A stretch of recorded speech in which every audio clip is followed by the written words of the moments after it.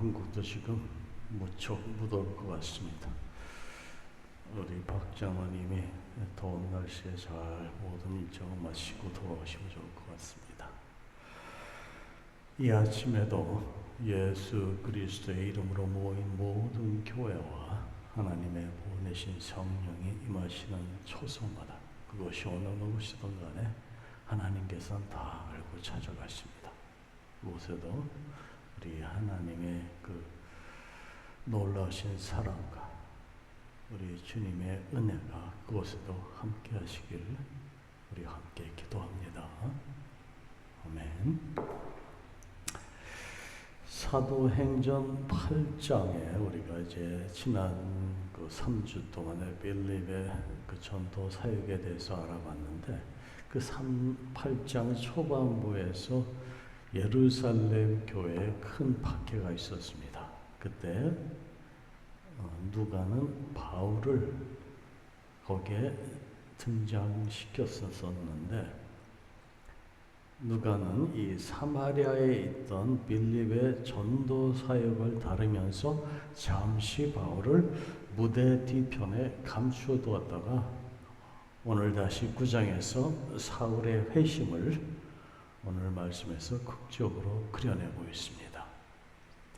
스데반의 선교가 기록된 7장에서 사울이 예수를 믿고 따르는 자들을 죽이는 증인으로 나타나고 그들을 핍박하는 자였음을 성경은 우리에게 알려주고 있습니다. 스데반의 선교로 말미암아 교회가 박해를 받아 주님의 제자들이 사방으로 흩어지면서 복음이 예루살렘 밖으로 전해지기 시작하고 온 유대 땅과 그리고 그로 인해 사마리아에까지 가서 전도하던 빌립을 통해 이디오피아 내시의 개종으로 이방 선교의 문이 새롭게 열렸음을 우리가 지난 3주 동안의 말씀을 통해서 함께 살펴보았습니다.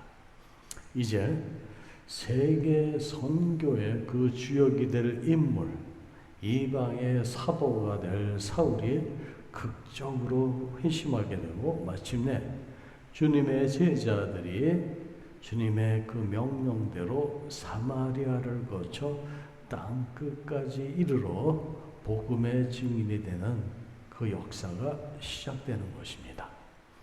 이러한 관점에서 특별히 오늘 함께 읽은 소위 이 다메섹 도상에서의 회심은 성경에 등장하는 그리고 기독교 역사상 그 어떤 회심보다도 극적이고 의미 있는 거기에 포함되어 있는 의미가 상당히 큽니다. 유명한 사건입니다.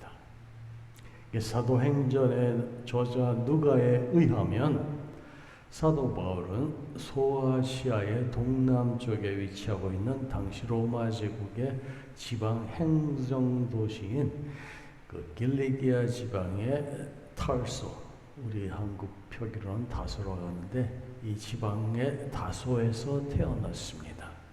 또한 바울은 출생할 때부터 로마 시민권을 소유하고 있었고 이는 곧 그의 가족이 유대인이면서 로마 시민이었기에 어떤 특혜를 받았거나 특권층에 속했었다는 것을 우리가 간접적으로 알 수 있습니다. 또한 그는 전통 그 유대인 가문에서 자라 당대 최고의 학문을 수료한 사람이었습니다. 아마도 그는 어린 시절부터 예루살렘에서 전문적인 율법 학자인 랍비가 되는 교육을 받으며 자란 것 같습니다. 특히 그는 유명한 가말레알 문화에서 가르침을 받았는데 이는 그가 힐레주의자가 되는 그러한 기회가 되었었고 그 이유는 5장에 언급된 가말레알, 우리 5장 말씀을 잠깐 보세요. 가말레알이 누군지 그 사람이 어떤 사람인지 5장 잠깐 찾아보세요.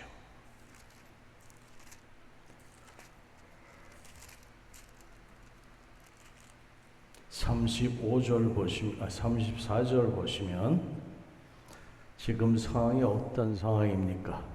베드로 사도와 요한이 그 옥에 갇혔다가 풀려났죠. 그래서 그 대제사장들과 종교 지도자들이 그들을 이제 핍박해서 예수 그리스도를 전하지도 말하지도 말라고 그들에게 얘기하는 그런 상황입니다. 34절을 보시면 바리새인 가말리엘은 율법 교사로 모든 백성에게 존경을 받는 자라 공회 중에 일어나 명하여 사도들을 잠깐 밖에 나가게 하고, 그리고 우리가 39절을 보세요.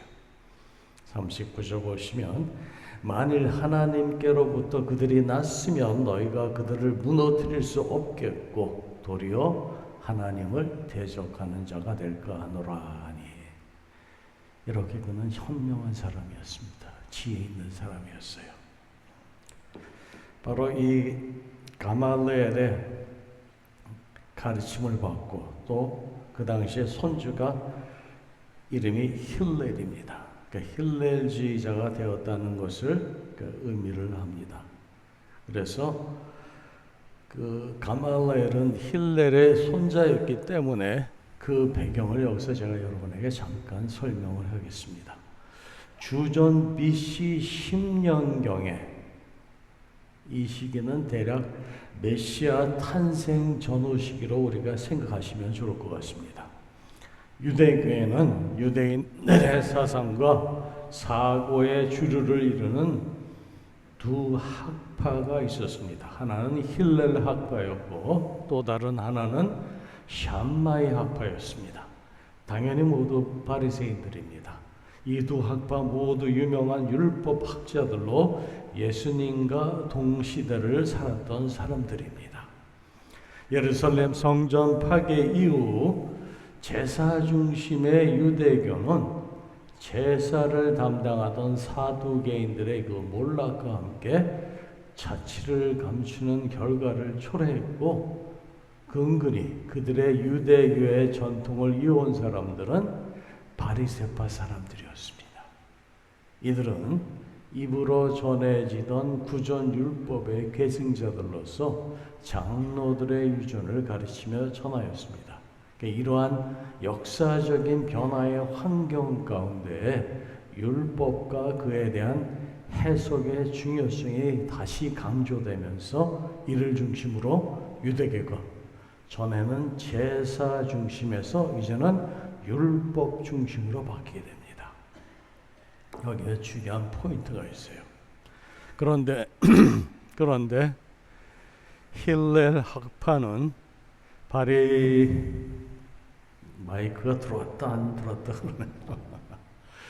그런데 힐렐 학파는 바벨로니아 출신들의 그 주류로서 그들은 디아스포라 유대인들로서 바벨론 유수 시절에 이방 땅으로 끌려간 사람들의 후손들입니다. 그러다 보니 그들은 유대교에 있어서 좀 더 개방적이고 율법 해석에 있어서도 대중적인 해석과 진보적인 견해를 가지고 있었습니다. 그러기에 그들은 유연한 율법 해석, 곧 영어로는 tireless patience라고 말할 수 있는데, 이 말은 자신들이 처한 그러한 역사적인 변화를 인식하면서 지속적인 인내를 가지고 율법을 해석하려고 노력하고 또한 시도하였다라는 말이에요. 그래서 이들은 성전과 제사 의식이 없이도 유대 종교의 신앙은 계속해서 지속할 수 있고 그것이 가능하다고 주장하였던 사람들입니다. 반면에 샴마이 학파는 예루살렘이 중심입니다. 곧 예루살렘 성전이 바로 그들 신앙의 중심인지라 율법 해석에 있어서도 당연히 보수적이고 엄격한 태도를 보였습니다.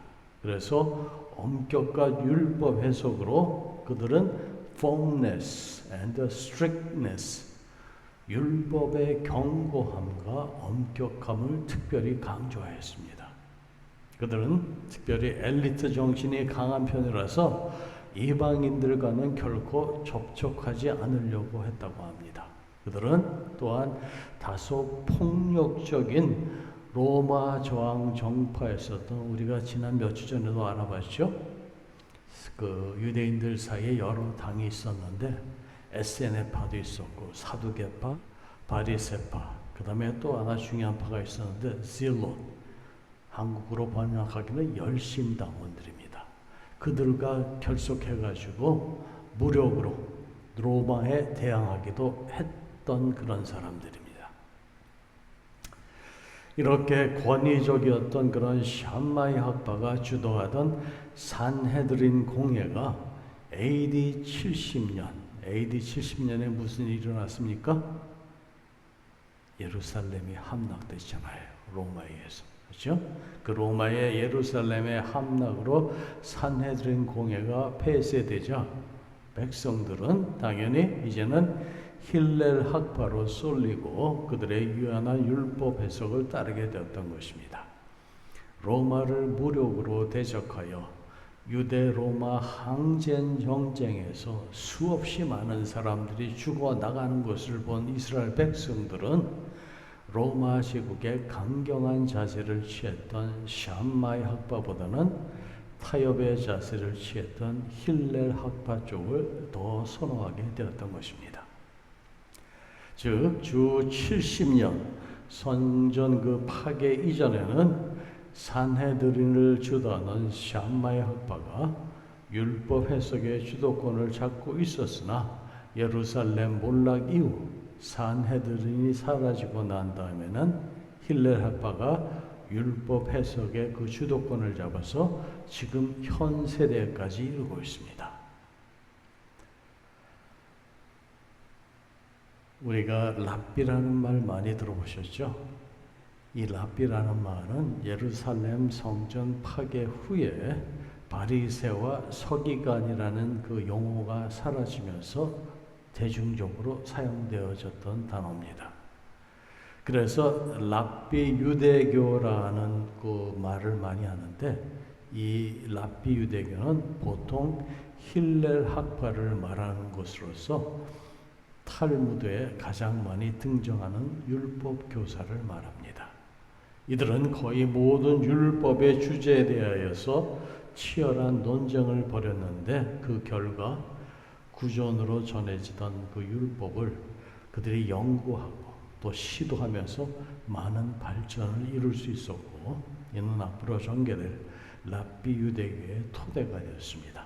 그래서 현재 이 랍비 유대교는 힐렐 학파의 율법 해석이 주류를 이루고 있다고 여러분들이 이해를 하시면 좋을 것 같습니다. 아무튼 예수님 사후, 그 다음에 로마에 의한 예루살렘 함락 이전, 이러한 유대의 전통 속에서 바로 사울이 등장하게 되는 거예요. 전문적인 그런 유대계의 훈련을 받은 바울은 그 당시 아마도 산헤드린 공회의 의원이 되는 그런 과정에 있었거나 아니면 그와 유사한 지혜에 있었던 것으로 추정합니다. 그런데 그는 그리스도인들을 핍박하는 일에 매우 열심을 내고 있었습니다. 바울은 스데반이 순교를 당할 때에도 그를 돌로 치는 일에 공모하였고, 예루살렘에 있는 교회를 잔멸하고자 그리스도인들을 잡아다가 옥에 가두고 예수의 제자들을 결박하여 예루살렘으로 잡아오려고 다마에소스로 떠났던 것입니다. 그 역사적인 배경이 그렇다는 거예요. 그런데 바로 그때 바울이 다메소스로 가는 그 도상에서 부활하신 예수님을 만나게 됩니다. 이 사건을 통해서 바울은 성령의 역사로 새로운 사람으로 거듭나게 됩니다. 다메섹 사건으로 말미암아 바울은 핍박자 사울에서 주 예수의 제자 곧 바울로 새로 태어나게 됩니다. 바울에게 있어서 이 사건은 그의 신앙을 재정립하고 형성하는 데 엄청난 영향력을 끼쳤을 것이라고 우리가 생각할 수 있습니다. 왜냐하면 신약의 3분의 1에 해당하는 분량을 기록한 사도 바울의 그러한 거듭난 그 인생, 곧 그리스도인으로서의 삶은 바로 부활의 주님을 만난 바로 이 회심 사건으로부터 시작됩니다. 여러분들의 삶 속에도 그 순간들이 있었을 거예요. 내가 그전에는 예수님을 알지 못했는데 어느 순간 예수 그리스도가 나의 주님 되십니다 하고 영접했던 그 순간들이 있습니다. 사도 바울에게도 마찬가지예요. 이제 앞으로 그 순간이 다가옵니다. 부활하신 그리스도께서 나타나신 것은 그를 제자로 부르시기 위한 예수 그리스도의 계시였습니다. 계시, 아파클랍시스, 주님의 계시였다라는 말이에요. 이것이 갈라디아서 1장 12절에 바울은 이렇게 말합니다. 이는 내가 사람에게서 받은 것도 아니요 배운 것도 아니요 오직 예수 그리스도의 계시로 말미암은 것이라. 이 말씀 참 중요합니다. 여러분 앞으로 이제 서신서 계속 이 사도행전에 이어서 살펴볼 텐데 사도 바울의 이 말이 곧 그의 신앙의 코어, 중심이 됩니다. 그리스도의 계시. 바울은 그래서 다메섹 사건을 그가 전한 복음의 기원으로 언급하고 있습니다. 따라서 그의 종생과 거듭남과 소명이 바로 얽혀있는 이 사건을 바울이 여러 차례에 걸쳐서 성경에서 언급하는 것은 결코 이상한 일이 아닙니다. 그렇다면 이 다메섹 사건은 바울의 사생에 어느 정도 그리고 어떻게 영향을 미쳤을까요? 물론 바울이 유대인이며 바리새인적인 배경과 그리고 헬라적 배경도 바울의 신학에 긍정적이든 부정적이든 흔적으로 남아 있습니다. 길리기아 지방 다소에는 헬라 문화의 중심지 역할을 했기 때문에 황제 숭배와 수토와 철학과 같은 사상적 영향이 바울에게 미쳤을 것입니다. 왜 그럴까요? 그 당시 그리스의 그 대중 사이에 철학자들 사이에 그 중심 사고가 수토와 학파 철학이었다고 제가 말씀을 드렸잖아요. 그 영향을 모든 그리스인들 뿐만이 아니라 거기에 살고 있는 사람들도 그 사상적 영향을 받고 있었다는 거예요.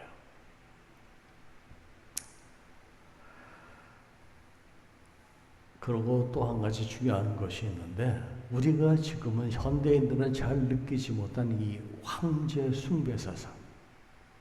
그들에게 있어서는 황제는 신이에요. 신. 유대인들은 오직 신은 하나님 여호와로 믿고 있는데 그 황제를 신이라고 고백하라 그러고 그들로 하여금 그것을 인정하라 했을 때 많은 그리스도인들이 그것을 하지 않고 순교한 사람들이 수없이 많습니다. 바울에게도 그 사상이 있었다라는 거예요. 사울은 다메섹에 있는 유명한 회당에 공문을 보내 그리스도인들을 마구잡이로 잡아들일 계획을 가지고 있습니다. 그는 가는 곳마다 교회를 탄압했고 성도들을 강경하고 핍박했습니다. 위험과 살기가 등등한 사울, 그가 그대로 다메섹에 도착한다면 아마 수많은 주님의 제자들이 유대인들에게 붙잡혀서 다시 예루살렘으로 송환될 위기에 놓여 있었습니다. 성령께서는 이미 그들을 흩으셔서 복음의 말씀을 전하게 하고 있는 그런 상태였었는데 사울은 지금 역행하고 있는 거예요. 그렇죠?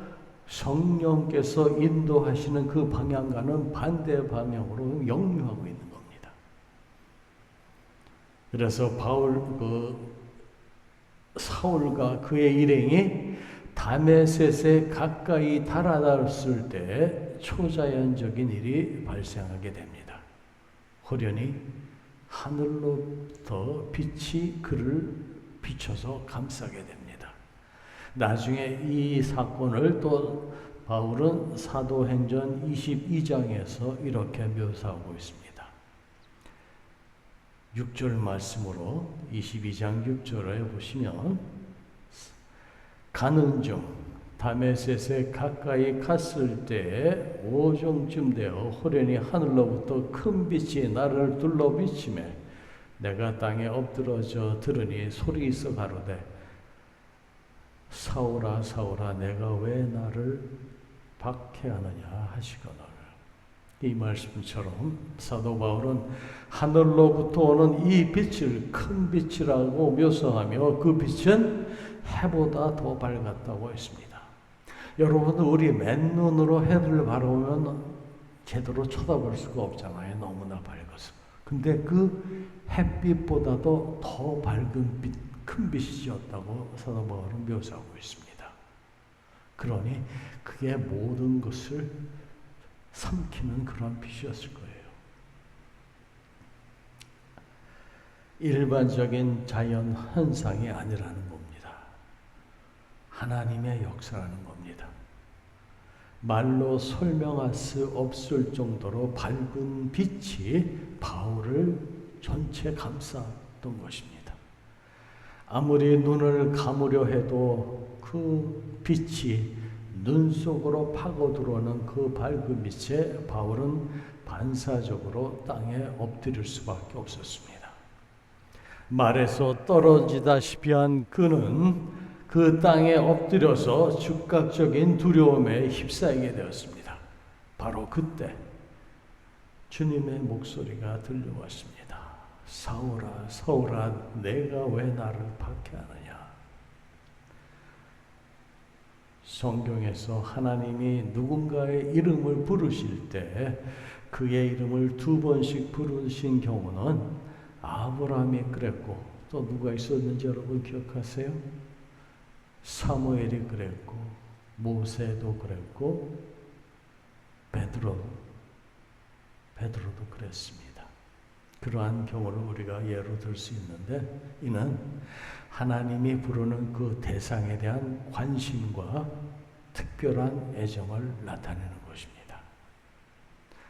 어디선가 들려오는 이 낯선 목소리에 사울은 너무나 당황하고 이렇게 물었습니다. 주여 누구시나이까? 그러자 그 음성이 대답을 합니다. 나는 내가 박해하는 나사렛 예수다.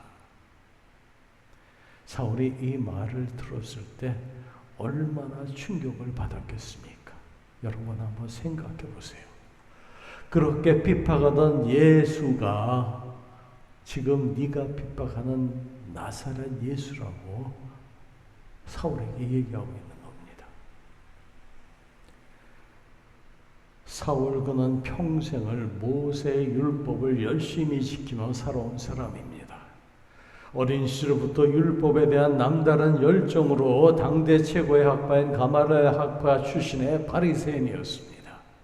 그리하여 교회를 박해하고 예수를 따르는 그리스도인들을 핍박하던 그가 지금 부활하신 주님이 나타나 말씀을 하시니 그에게는 청천벽력과 같은 것이었습니다. 나사렛 예수는 사울에게 있어서 그 당시 자신이 평생 받들어온 모세의 율법에 대한 신념을 무너뜨리는 존재였습니다. 그래서 사울은 그 누구보다도 예수가 미웠고 예수를 믿는 사람이라면 질색을 했습니다.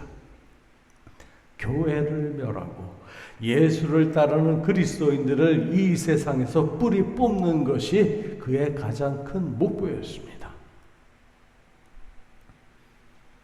지금도 주님의 제자들을 잡으려고 이 먼 다메섹까지 자원하여 가는 길이었던 것입니다. 그런 사울에게 호련히 큰 빛이 비치고 음성이 들리는데 그 음성의 주인공이 자신을 가르쳐 예수라고 지금 소개하고 있습니다. 얼마나 두렵고 충격을 받았겠습니까? 두려움에 떨며 엎드려 있는 사울에게 이어서 주님 말씀하십니다. 너는 일어나 시내로 들어가라. 내가 행할 것을 네게 이를 자가 있느니라. 다메섹 시내에서 사울, 네가 해야 할 일을 일러줄 사람이 있을 것이라고 말씀을 하십니다. 하늘의 큰 빛에 눈이 먼 사울은 눈은 떴지만 장님처럼 앞이 보이지 않았습니다. 그래서 그의 주변 사람들이 그를 부축하여 다메섹까지 데리고 갔습니다. 너무나도 큰 충격에 빠진 사울, 자신이 핍박하던 사람들이 섬기던 예수가 거짓이 아니라 참된 분이라는 것을 깨닫는 그 순간 그는 너무나 황당하고 놀랐습니다. 그래서 공포와 두려움에 말을 잇지 못하고 음식을 먹지도 못하고 물도 마시지 않고 그대로 그 충격에 3일 동안이나 그가 그 상태로 있었습니다. 평생 지금까지 모세의 율법을 지키기 위하여 자신의 생명을 다하여 최선을 다하여 살아왔는데 그것이 한꺼번에 다 무너져 버린 거예요. 자신의 세계관과 신앙 체계가 예수님의 이러한 극적인 만남으로 다 소용이 없게 된 겁니다.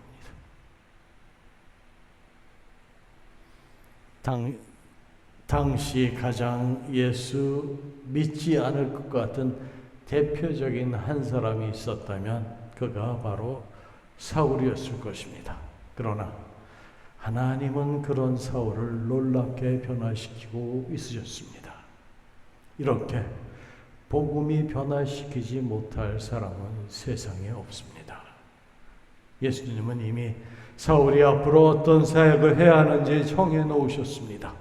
이미 사울은 예수님의 제자로 지명받아 선택받은 사람임을 알 수 있습니다. 사울이 예수님을 알기도 전부터 이미 주님은 사울을 너무나도 잘 알고 계셨습니다. 그리고 그를 향한 특별한 계획을 가지고 계셨습니다. 교회사적으로 바울이 미치는 영향은 그의 선교로 인하여 비로소 복음이 전 세계적으로 확산되어가는 계기가 되었습니다. 바울은 자기 스스로 율법의 열심이었지만 주님은 그에게 다른 계획을 가지고 계셨습니다. 그가 이방인의 사도가 된 것은 하나님의 계획과 영원하신 섭리에 의하여 예정되어 있었기 때문에 주님의 강권적인 역사로 그는 이방의 전도자로 이방 선교를 감당하지 않을 수 없었던 것입니다. 우리도 마찬가지예요. 우리가 하나님도 알기도 전에 이미 하나님은 우리를 알고 계셨고 또 우리를 찾으시고 우리를 향한 특별한 계획을 가지고 계십니다. 그리고 지금도 주님의 그 놀라운 계획을 이루시기 위하여 우리 각자의 삶을 주님이 인도하시고 또한 우리의 삶 속에 함께 하십니다. 사랑하는 성도 여러분, 다메섹 사건은 바울의 삶에 있어서 획기적인 전환점이었으며 극적인 회심을 경험한 바울은 예수님의 제자로 지명받아서 선택받은 그런 사람의 삶을 살았습니다. 사울은 부활하신 그리스도를 만남으로 인해 전혀 다른 사람으로 다시 태어나게 됩니다. 지금도 우리 주위에는 예수와 원수된 사람들, 교회를 핍박하는 사람들, 그리스도인들을 모욕하고 조롱하는 사람들이 있습니다. 그러나 그 가운데에도 사울처럼 특별한 계획을 가지고 하나님께서 그 사람을 부르실, 인도하실 사람이 분명히 있습니다. 우리 눈에는 보이지 않지만 하나님의 역사 가운데 나타납니다. 우리 하나님은 지금도 쉬지 않고 그러한 영혼 구원을 위하여 일하고 계십니다. 교회를 박해하던 사울을 통하여 복음의 전도자로 삼으시고 하나님이 그렇게 역사하셨는데 우리가 전도하지 못할 사람이 누가 있습니까? 이렇게 살아서 역사하시는 주님을 신뢰하고 그분의 말씀에 순종할 때 성령의 능력이 우리와 함께 하시고 그 가운데 그분의 능력이 나타납니다. 우리의 힘, 우리의 의지, 우리의 뜻이 아니라 하나님의 뜻이에요.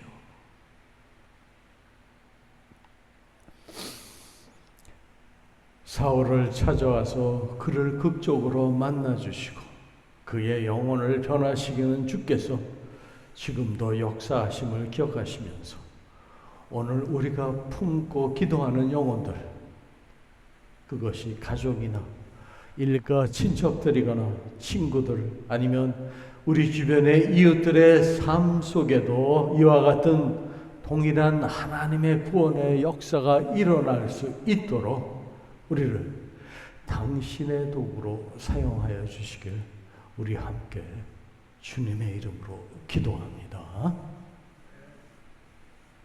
우리 잠깐 기도하시겠습니다. 성령 하나님, 부활하신 주님을 만나 사울의 인생이 변화되었듯이 우리의 삶도 주님 안에서 새 생명을 얻어 그리스도의 제자가 되게 하심을 감사드립니다. 성령님의 임재로 권능을 받았던 초대교회 성도들이 주님의 증인이 되어 세상에 복음을 전하고 그 증인된 삶을 살았듯이 오늘날 저희 역시 어떤 상황과 형편 속에서도 결코 실망하거나 낙심하지 않고 주어진 저희들의 삶의 영역에서 주님의 손과 발이 되어 복음의 증인된 삶을 이어가게 하여 주시옵소서.